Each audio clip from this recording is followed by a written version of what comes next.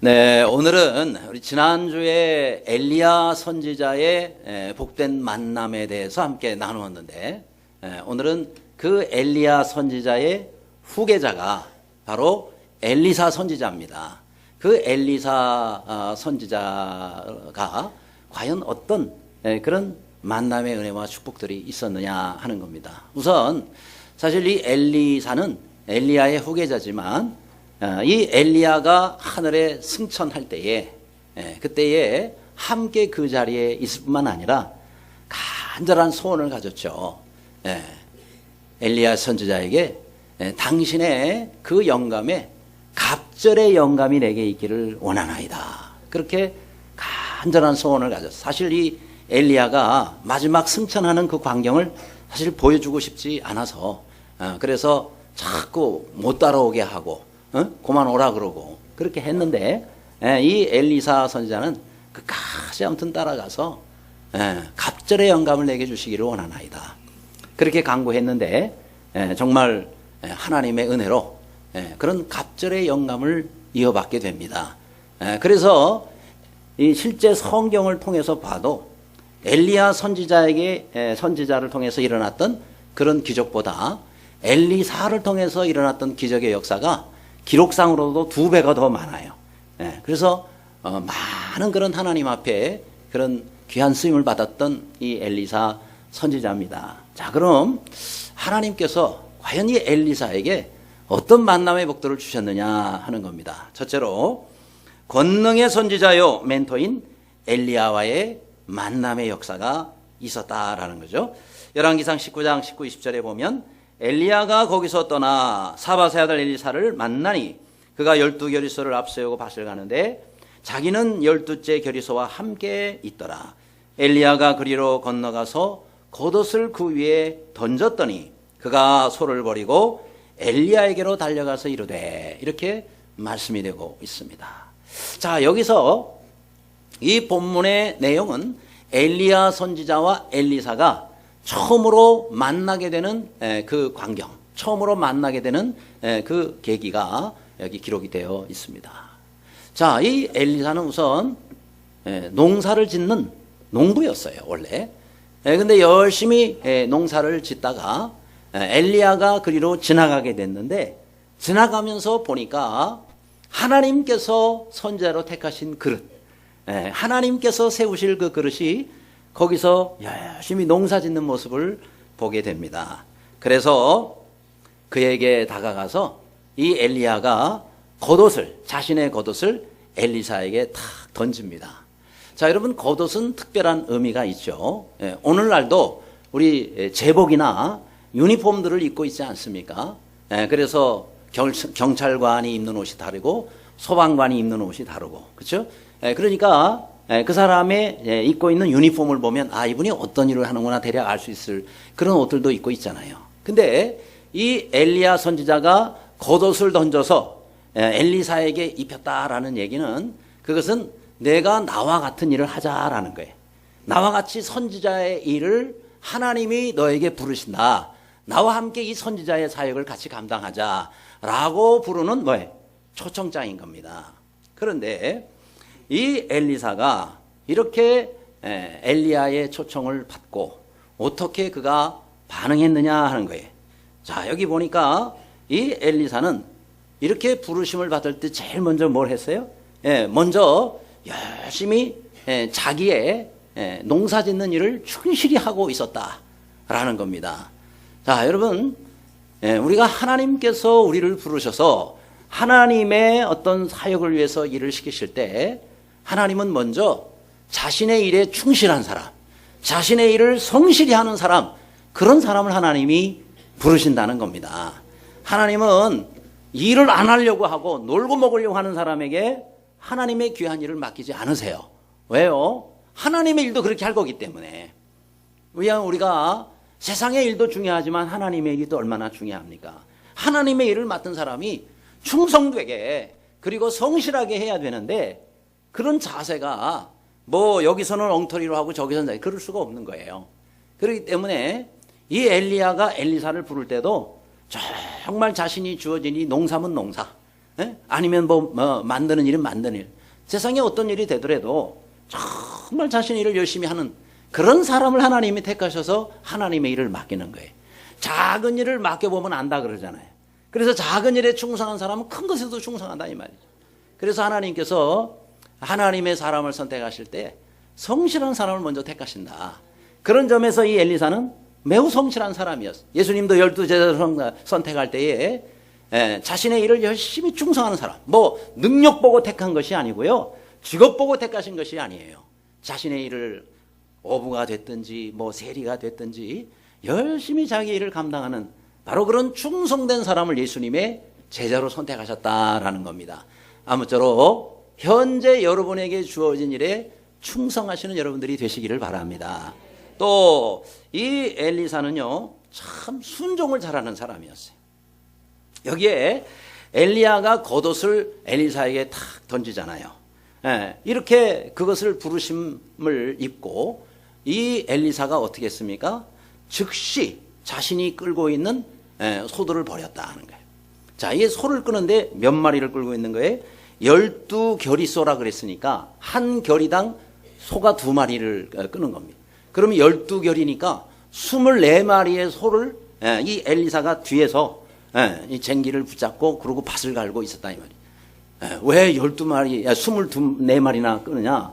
그만큼 이스라엘 땅이 안 좋아요. 우리나라는 소 한 마리 가지고도 충분한데 이스라엘은 워낙 땅 밑에 돌이 많고 땅이 안 좋기 때문에 24마리를 묶어서 해야 될 정도의 그런 땅들이 많단 말이죠. 어쨌든 그렇게 열심히 이렇게 하고 있는데 갑자기 엘리야가 나타나서 하나님의 일을 같이 하자. 그러니까 어떻게 해요?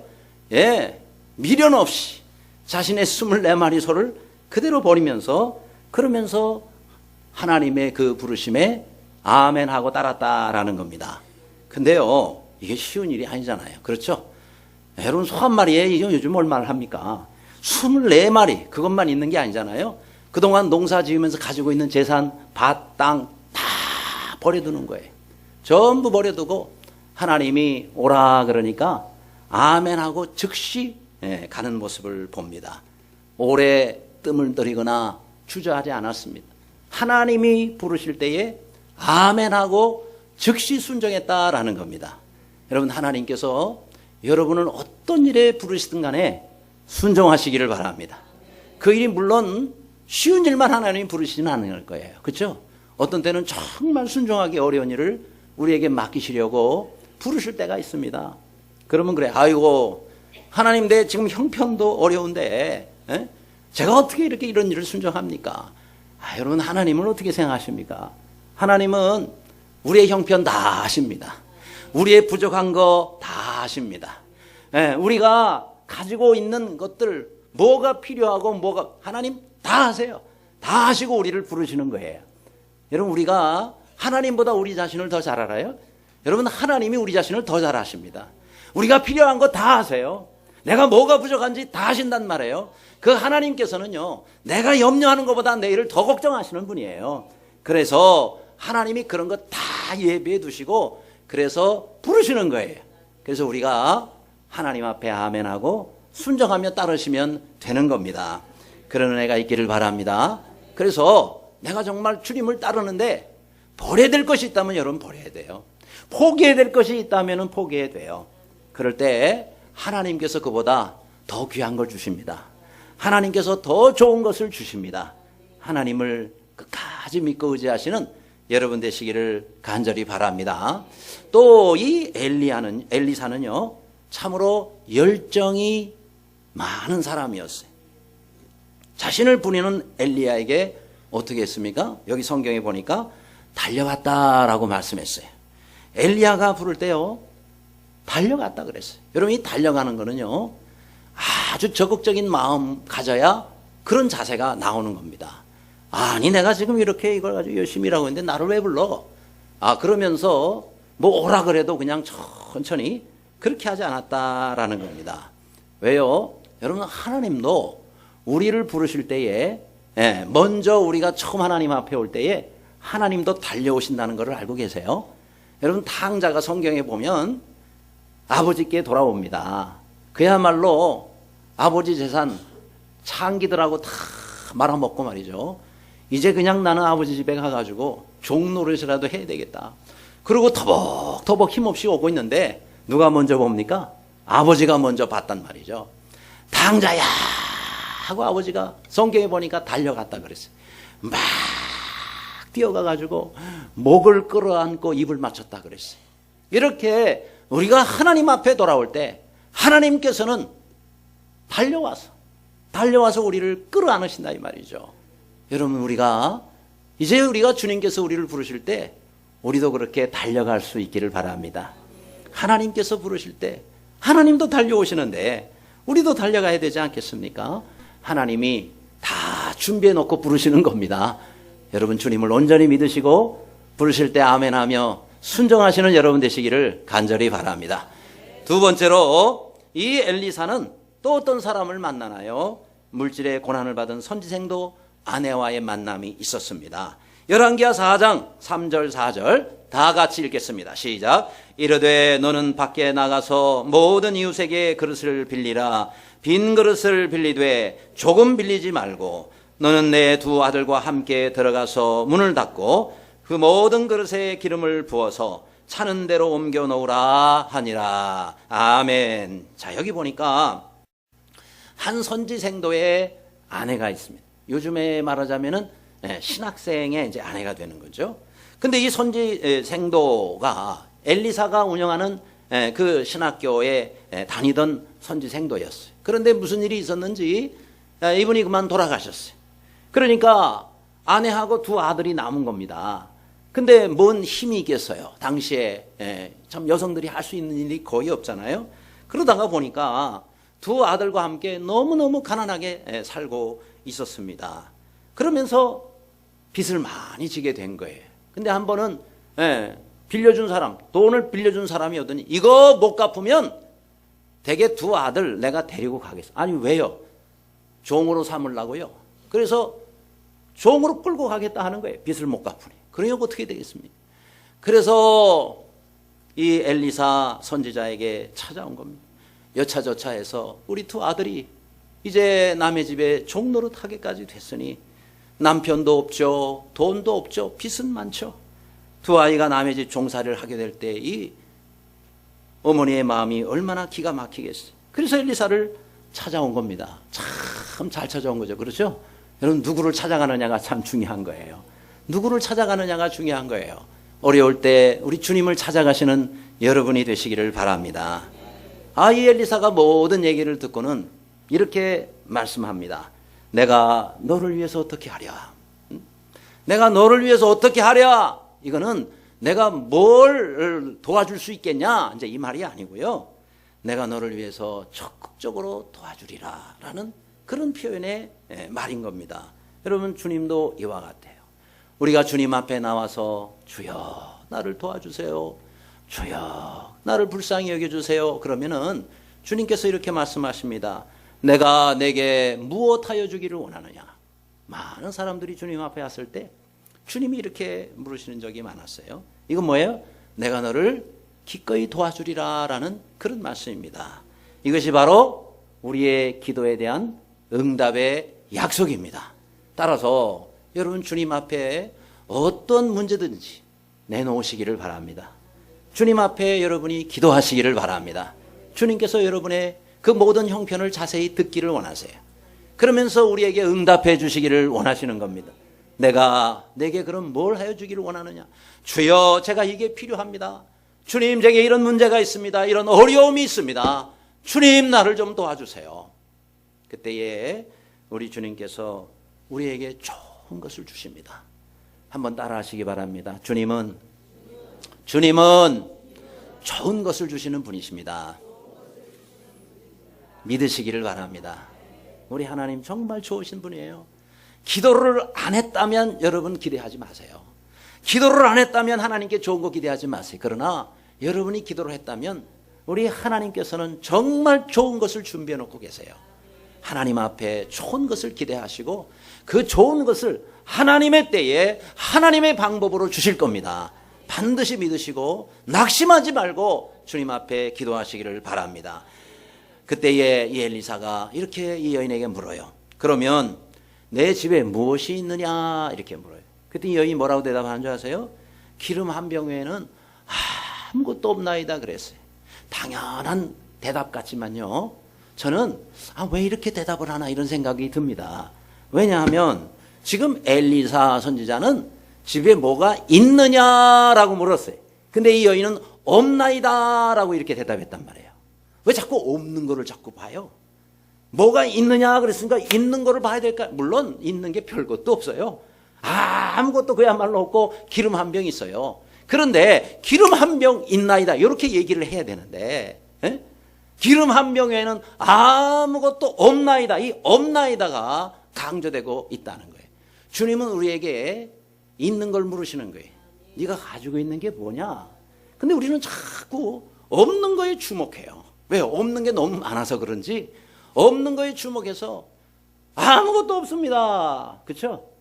기름 한 병에는 아무것도 없으면 이게 더 강조가 되는 거예요. 이게 참 중요한 부분입니다. 그냥 지나치면 안 되는 부분이에요.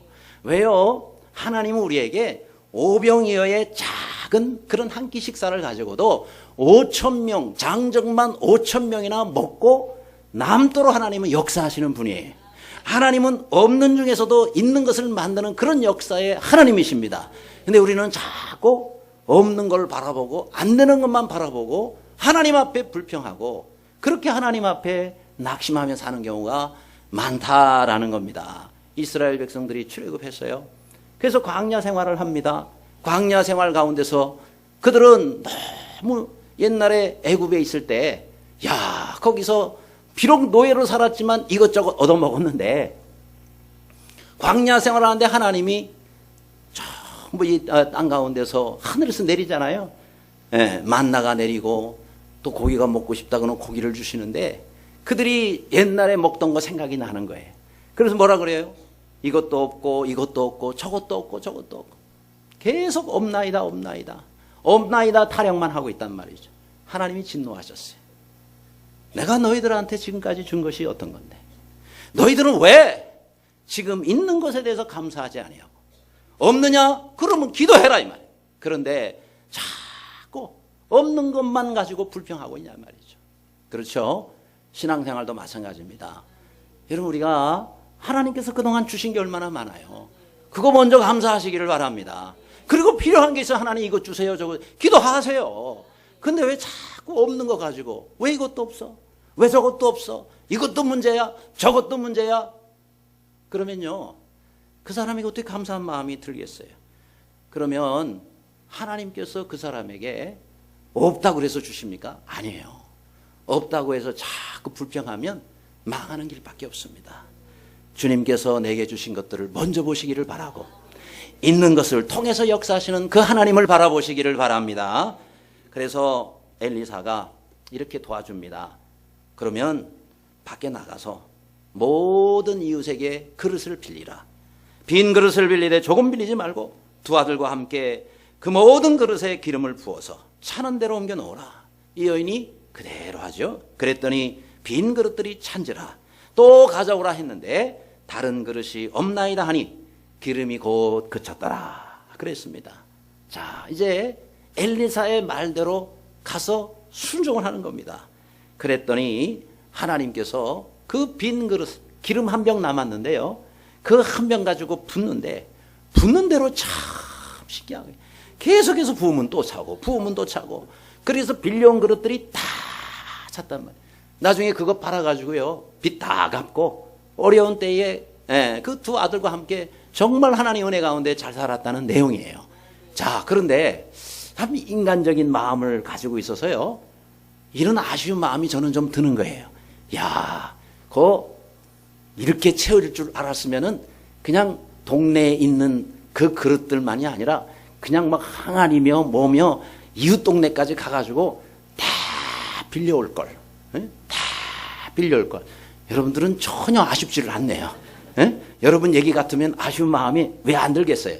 드럼통 갖다가 집에다가 그냥 몇 개만 갖다 놔도 얼마나 좋겠어요? 그런데 참 놀라운 것이요, 빈 그릇들이 다 차고 다 차니까 딱 그치는 거예요. 이게 뭐예요? 준비한 그릇대로 채워주시는 겁니다. 우리의 신앙생활도 마찬가지예요. 여러분, 우리 신앙생활에 우리 하나님께서는 우리의 믿음의 그릇대로 채워주십니다. 그래서 우리가 다른 거 아니에요. 여러분, 재능 한계 있잖아요. 네, 우리가 가지고 있는 거 한계 있잖아요. 하나님 그거 보시지 않습니다. 앞으로 뭐든지 주실 하나님께서 뭐 그런 게 하나님 눈에 들어오겠어요? 하나님께서 눈에 들어오시는 것은 우리의 믿음의 그릇의 크기입니다. 이 믿음의 그릇을 크게 만드시기를 바라요. 어떤 사람은 직분자인데요, 요만한 종발 하나 갖고 있는 사람, 믿음의 그릇이 요만해요. 뭐가 차겠어요? 그죠? 홀짝 한번 마시면 그걸로 없어요. 여러분, 우리가 주님 앞에서 신앙생활 하려고 그러면 다른 거 아니에요. 믿음의 그릇을 자꾸 넓히시기를 바랍니다. 그래야 하나님이 주시는 대로 받을 거 아니겠어요? 우리가 믿음이 부족한 걸 하나님 앞에 정말 죄송스럽게 생각해야 되는 거예요. 우리가 가지고 있는 게 얼마나 많겠어요?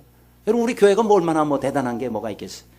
여러분, 우리가 지금 있는 걸 자꾸 보지 말고 우리의 믿음의 그릇을 더 넓히시기를 바랍니다. 넓히면 하나님께서 채워주시면 다 차고도 남을 줄로 믿습니다. 그래요. 하나님의 역사는 우리의 합리적인 사고, 이성적 사고를 초월할 때가 많습니다. 여러분, 어떻게 오병이어를 합리적 사고로 설명할 수가 있겠으며, 지난주에 함께 나누었던 사르밧 과부의 그 한 줌 밀가루와 병에 조금 남은 그 기름이 놀랍게 확장되는 그 역사를 어떻게 과학적으로 설명할 수가 있겠느냐고요. 성경에는 사람의 머리로 이해되지 않는 것들이 가득 차여 있습니다. 어찌 이 말씀들이 2000년 전에 아니면 그 이전에 그때만 일어나는 일이라고 말할 수가 있겠냐.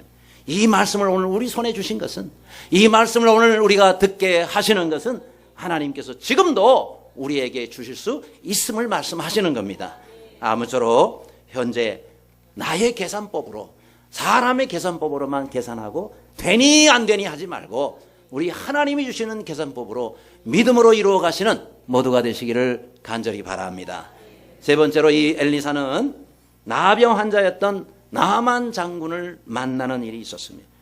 열왕기하 5장 14절 다 같이 읽습니다. 시작. 나만이 이에 내려가서 하나님의 사람의 말대로 요단강에 7번 몸을 잠그니 그의 살이 어린아이의 살같이 회복되어 깨끗하게 되었더라. 아멘. 자, 여기서 보니까 지금 아람 나라의 군대 장관 나만이라는 사람이 있어요. 이 사람은 뭐 전쟁에 나가서 승리하는 건 말할 것도 없고, 이 나라가, 아람 나라가 절대절명의 위기 가운데 처해졌을 때 이 나라를 살린 사람이에요. 그러니까 이 아람 나라의 왕은요, 이 나만 장군을 얼마나 참 귀하게 그렇게 여기는지 모릅니다. 뭐 그 나라의 뭐 권세는 왕 다음으로 많은 권세와 물질들을 가지고 있죠. 그런데 이 나만 장군에게 한 가지 큰 어려움이 있었어요. 그게 뭐냐면 바로 나병, 우리가 알고 있는 문둥병이 들린 겁니다. 이야, 그러니 얼마나 기가 막히겠습니까? 그런데 그 집에 이스라엘과 전쟁할 때 잡아온 한 어린 소녀가 있었어요. 그래서 자기 아내의 몸종으로 쓰고 있는데, 이 이스라엘의 어린 소녀가 자기의 여주인 나만 장군의 아내에게 한 번은 이런 얘기를 하는 거예요. 우리 주인님께서 제 고향 사마리아에 계신 선지자 앞에 계셨더라면 참 좋았을 텐데, 그가 그 나병을 고치리이다. 그분 앞에 서면 우리 주인의 그 병이 고쳐질 수 있을 텐데요. 요 한마디 한 거예요. 여러분, 이게 쉬운 게 아니에요. 그렇게 해서 안 나면 어떡할 건데. 이거 뭐 보통 어려운 일이 생길 게 아니겠죠. 그렇죠? 그런데 그 말 한마디에는 용기가 필요했어요. 근데 이 말 한마디로 인하여서 나만 장군이 살게 된 거예요. 그러니까 여러분, 우리가 뭐 내가 이 한마디 가지고 뭐가 되겠어? 라고 생각하지 말고 하나님께서 기회를 주시면은 이 한마디 말을 하실 수 있기를 바랍니다. 그 한마디 말이 뭘까요? 예수 그리스도를 전하는 일이에요. 그렇죠? 이렇게 얘기하시면 돼요. 아이고, 하나님 앞에 가시면 다 되는데요. 예수님만 믿으면 다 되는데요. 우리 교회 한번 나와 보세요. 요 한마디 말, 그렇죠? 그 한마디 말이 한 사람의 영혼을 바꿀 수 있는 겁니다. 따라서 아유 뭐 내가 그런 소리를, 여러분 그게 아니에요. 그게 길면 더 줄이세요. 믿어보세요. 그죠? 교회 한번 나와보세요. 이 말 한마디가 얼마나 중요한 말이 되는지 모릅니다. 이보다 더 가치 있는 일은 없는 거예요. 그래요? 저도 교회 한번 나가볼까요? 저도 예수님 한번 믿어볼까요? 얼마나 귀한 기회가 되겠습니까? 그런데 이 말이 나만 장군에게 전달이 됐고, 나만 장군은 이 얘기를 자신이 섬기는 왕에게 얘기했다. 왕이 이 얘기를 듣고 그런 사람이 있다 그러면 내가 도와주리라 그러면서 자신이 왕이, 아람 나라의 왕이 친필로 말이죠, 이스라엘 왕에게 편지를 쓴 거예요. 그리고는 여기 성경에 보니까 선물을 준비했어. 은 10달란트, 금만 해도 6,000개, 그리고 의복 10벌 준비해가지고 보냅니다. 그러고는 그걸 가지고 이스라엘 왕에게 찾아갔어요. 근데 이스라엘 왕이 이 편지를 보고는 말이죠, 오해를 했어요. 놀래가지고 막 옷을 찢는 거예요. 내가 어찌 사람을 죽이고 살리는 하나님이냐? 응? 그가 어찌 사람을 내 길에 보내서 나병을 고치라고 하느냐? 이는 필시 우리나라를 치기 위해서 꾸민 계략일 것이니라. 그러면서 말이죠, 이제 막 두 나라가 전쟁 붙으려고 왕이 막 지금 그러고 흥분하고 있는 거예요. 이 소식을 엘리사 선지자가 들어요. 그러면서 또 보냅니다. 왕이시여, 염려하지 마세요. 그 일을 제게 맡겨주세요. 그리고 그 사람 나아만 장군 제게 보내세요. 그래서 이제 엘리사 선지자에게 나아만 장군이 오게 된 겁니다. 그런데 집에 왔더니 엘리사 선지자가 나와보지도 않아요. 사환시켜가지고 가서 이리 이르라. 뭐라 그래요? 가서 요단강에 몸을 7번 씻으라. 내 살이 회복되어 깨끗하여 지리라. 이렇게만 전달을 하라 그래. 나아만 장군이요, 성질이 났어요. 아니 지금 내가 어디서 여기까지 왔고 내가 어떤 사람인데 코빼기도 안 보이고, 그리고 뭐 어느 강에 가서 몸을 씻으라고? 그런 하면서 이제 아마 대단히 화가 난 것 같아요. 그래서 나아만이 물러가며 이르되, 11절에 보니까 내 생각에는 그가 내게로 와서 서서 그의 하나님 여호와의 이름을 부르며 그 손을 부위 위에 흔들어서 고칠까 하였노라 그랬어요. 무슨 얘기예요?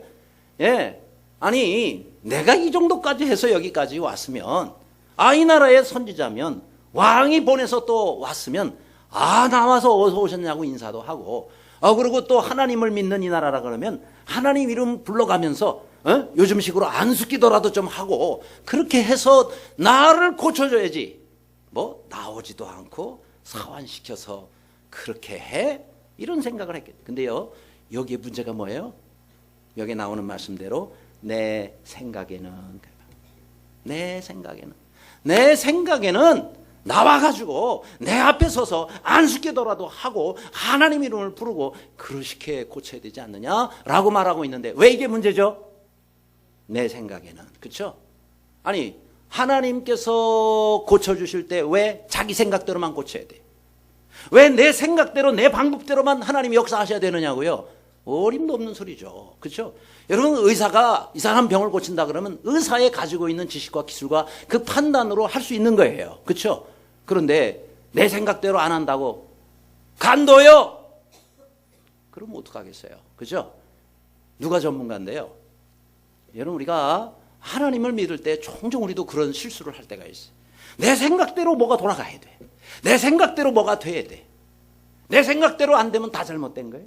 내 생각대로 안 되면 틀린 거냐고요. 아니에요. 하나님의 생각이 있는 겁니다. 하나님의 방법이 있는 겁니다. 하나님이 이렇게 말씀하시면 아멘 하면 따라갈 생각을 해야 되는데 내 생각과 다르잖아. 그러니까 나 안 해. 이거 잘못됐거든. 이게 잘못된 겁니다. 여러분, 나아만 장군은 하나님 모르는 사람이에요. 근데 내 생각과 안 맞는다고 화를 내면서 돌아가지 않습니까? 그래서 이렇게 얘기를 합니다. 몸을 돌려. 다시 돌아가 그래요. 근데 그 종들이 참 똑똑한 종들을 만났나 봐요. 이 종들이 그래요. 아니 주인님, 이보다 더한 것을 하라도 하셔야 될 거 아니겠습니까? 근데 여기까지 와가지고 이것조차 못 하시겠습니까? 라고 얘기해요. 나아만 장군도 성질이 급하긴 급하지만은 원래 나쁜 사람은 아닌 것 같아요. 예, 그 얘기를 듣더니 그도 그렇네. 그러면서 그 종들의 말을 듣습니다. 그러고는 14절에 이에 내려가서 하나님의 사람의 말대로, 바로 이 부분입니다. 따라 하실래요? 하나님의 사람의 말대로. 내 생각에는 안 맞았지만은, 내 생각과 전혀 다른 방법이지만은 하나님의 사람의 말대로 요단강에 7번 몸을 잠그니 그의 살이 어린아이의 살같이 회복되어 깨끗하게 되었더라. 할렐루야. 여러분, 바로 이 내용은 이런 교훈을 우리에게 주지 않습니까? 엘리사는 왜 나와보지도 않고 왜 이렇게 했을까요? 이방 나라의 교만한 장군에게 하나님의 이름이 조금이라도 더 높임을 받도록 하기 위해서입니다. 구태여 나갈 필요가 없는 거예요. 그렇죠? 하나님이 하신다 그러면은 구태여 선지자가 나가서 그렇게 하지 않아도 말 한마디로 될 수 있는 거예요. 그래서 이방 나라의 교만한 그 장군에게 조금이라도 하나님의 이름을 높이기 위해서 그렇게 한 거예요. 상대방을 무시해서가 아니라 하나님이 어떤 분이신지 전혀 모르기 때문에 그 하나님이 어떤 분인가를 조금이라도 깨닫도록 하기 위해서 이런 것을 한 겁니다. 그래서 이 장군이 나중에 너무 고마우니까 자기 가져온 예물을 다 주려고 그랬어요. 왜요? 원래 주려고 가져온 거니까. 그런데 그것조차 엘리사가 거절했습니다. 여러분, 엘리사가 왜 이 담례로 드리는 것조차 거절했을까요? 그거는요, 엘리사가 물질이 필요 없기 때문에 그런 것이 아니에요. 왜냐하면은 여러분, 선지학교를 운영하다 보면, 신학교를 운영하다 보면 얼마나 돈 있을 때가 많겠어요. 시설 보수도 해야 되고 또 확장해서 건물도 지어야 되고 운영하다 보면 많은 그런 물질이 들어가겠죠. 얼마나 필요하겠어요. 그런데 그것을 그냥 담례로 주겠다 그래도 안 받습니다. 끝까지 거부합니다. 왜 그럴까요?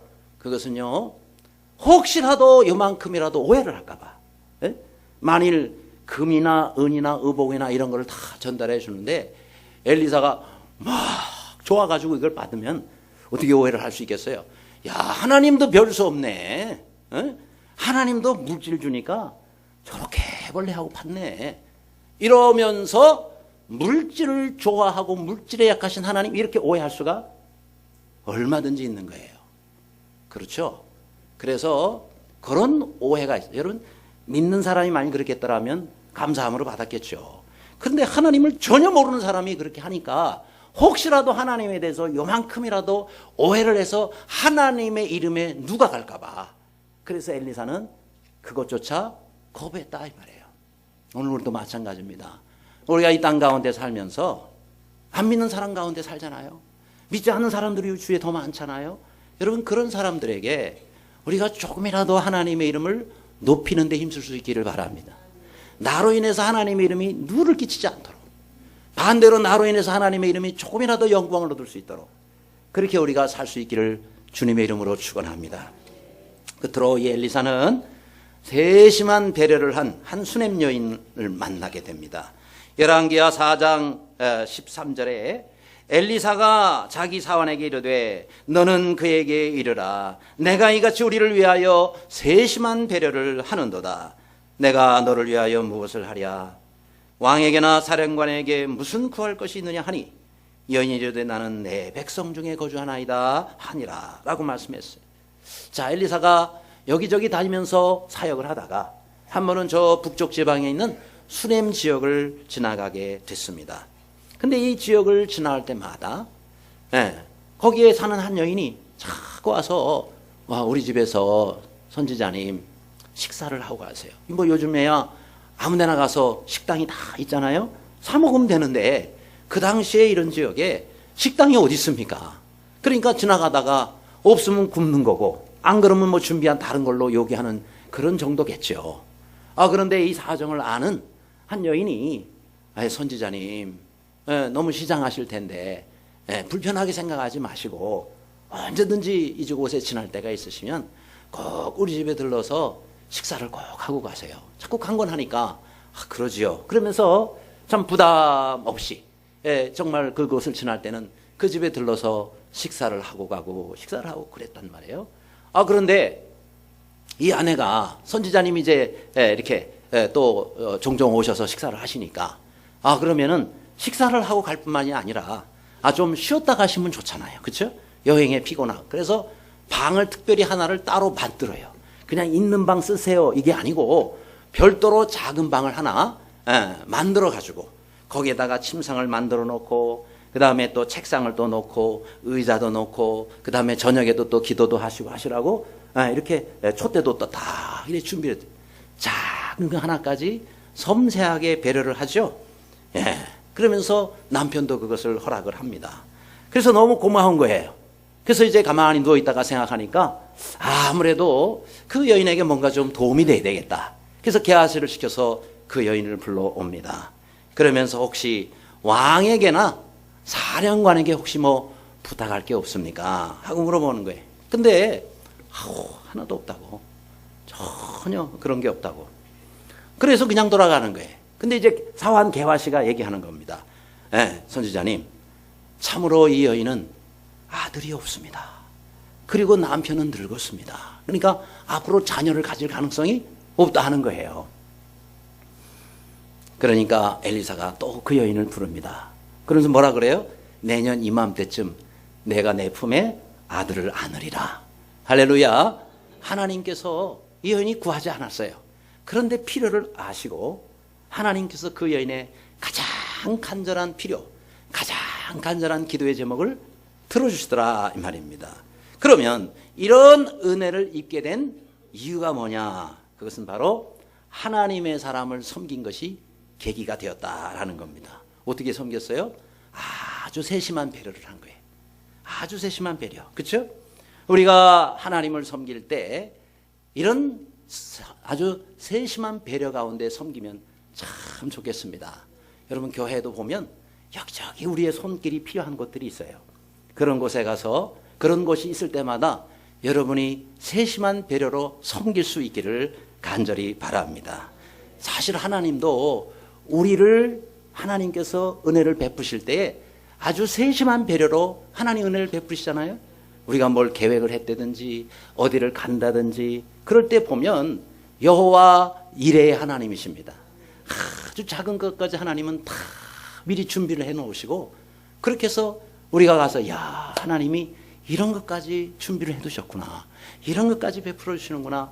우리가 감사를 느낄 때가 얼마나 많으냐 하는 겁니다. 따라서 여러분 우리가 하나님께서 우리에게도 이런 세심한 배려를 하시는데 우리도 하나님을 섬기면서 작은 것까지 배려하는 그런 우리 모두가 되시기를 바랍니다. 또 이 세심한 배려는요. 히브리어로 보면은 이 단어를 히브리어로 보면은 조심스럽게 두려워하며 섬긴다라는 뜻을 가지고 있는 거예요. 하나님의 사람을 섬기는데 세심한 것뿐만이 아니라 조심스럽게 또 그 앞에 뭐라고 그래요? 두려워하며 그랬어요. 왜 두려워하느냐면은 하나님을 경외하는 사람이기 때문에 하나님을 경외하기 때문에 함부로 자칫 잘못해서 이게 잘못하면은 이게 또 누가 되지 않겠나 그러면서 두려워하며 조심스럽게 섬겼다라는 뜻을 가지고 있는 단어입니다. 여러분 우리가 이렇게 하나님을 섬길 때는 하나님을 경외함으로 두려움으로 섬기고 또 조심스럽게 섬겨야 돼요. 혹시라도 마음속에 정말 상처가 안 되든지 혹시라도 조금이라도 이런 것 때문에 마음이 힘들어지지 않도록 조심스럽게 그렇죠? 그래서 우리가 주님의 일을 할 때는 정말 조심스럽게 해야 돼요. 함부로 그렇게 우리가 해서는 안 된다. 또 하나가 있습니다. 이 여인은 대가를 바라지 아니하고 섬겼다는 거예요. 순전한 마음으로. 자, 이 여인이 환대를 해주니까 엘리야 선지자가 감사해서 어떻게 좀 보답을 했으면 좋겠느냐 하고 물었단 말이에요. 이 여인이 대답을 뭐라 그랬어요? 13절에 나는 내 백성 중에 거주하나이다 이렇게 표현하잖아요. 이게 무슨 뜻이냐면 저는요 우리 백성들 가운데서 부족함이 없이 아주 만족하며 살고 있습니다. 그러니까 선지자님 그런 거 신경 안 쓰셔도 됩니다 라고 대답하는 거예요. 이게 무슨 얘기예요? 다른 대가를 바라지 않고 하나님의 사람이기 때문에 내가 섬기는 마음으로 그렇게 한 것뿐입니다. 저한테 뭐 갚으시려고 한다든지 아니면 부담을 가지 전혀 기를 필요가 없습니다. 그렇게 표현을 하고 있는 겁니다. 물론 하나님이 그 필요를 아시고 채워 주셨지만 섬기는 사람의 입장에서는 어떻게 해야 돼요? 예, 뭘 대가를 바라고 하는 것이 아니라 순전한 마음으로 하는 것. 그게 우리 하나님의 마음을 기쁘시게 하는 겁니다. 그래서 여러분 성경에 이런 말씀이 있습니다. 마태복음에 선지자의 이름으로 영접하면 또 선지자를 대접하거나 영접하면 선지자의 상을 받고 또 의인을 영접하고 대접하면 의인의 상을 받느니라 이런 말씀이 있어요. 그러니까 지금 이 여인도 선지자를 대접한 거 아니에요? 그러면 선지자의 상을 받는다 그랬어요. 여러분 이 선지자의 상을 받는다는 것은 이런 뜻입니다. 선지자가 나중에 이제 천국에 가서 자신이 상을 따로 준비해 가지고 그거를 대접한 사람에게 상을 준다 이런 말이 아니고 그런 말이 아니고 선지자를 대접하면 선지자의 상을 받는다는 것은 선지자에게 주어지는 상을 받는다라는 그런 뜻의 말씀이라는 겁니다. 다시 말하면 선지자가 받는 상에 같이 동참한다라는 뜻이에요. 선지자가 받는. 그러니까 여러분 우리가 선지자의 상을 받는 것은요 하나님께서 그 선지자에게 상을 주듯이 나를 그 단계로 높여서 우리에게 상을 주신다. 그러면 중요한 것은 그 이유입니다. 내가 선지자를 섬겼는데 내가 어떻게 선지자의 상을 받느냐? 난 선지자가 아닌데 선지자가 받을 상을 내가 받느냐라고 여러분이 생각하는데 그 이유가 있어요. 그 이유는 바로 이것입니다. 그 사람이 선지자를 섬김을 통해서 선지자의 일에 동참했기 때문이라는 거예요. 아멘. 선지자의 일에 내가 선지자를 섬김으로 그 사람의 일에 동참한 거 아니에요. 그렇기 때문에 선지자의 상을 하나님께서 선지자에게 주시는 상을 나도 주신다라고 하시는 말씀이다 하는 겁니다. 따라서 누가 복을 받는 거예요?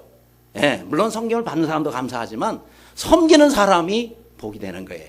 그래서 냉수 한 그릇의 섬김도 하나님께서 결단코 상을 잃지 않으시겠다라고 하시는 말씀을 기억하시기를 바랍니다.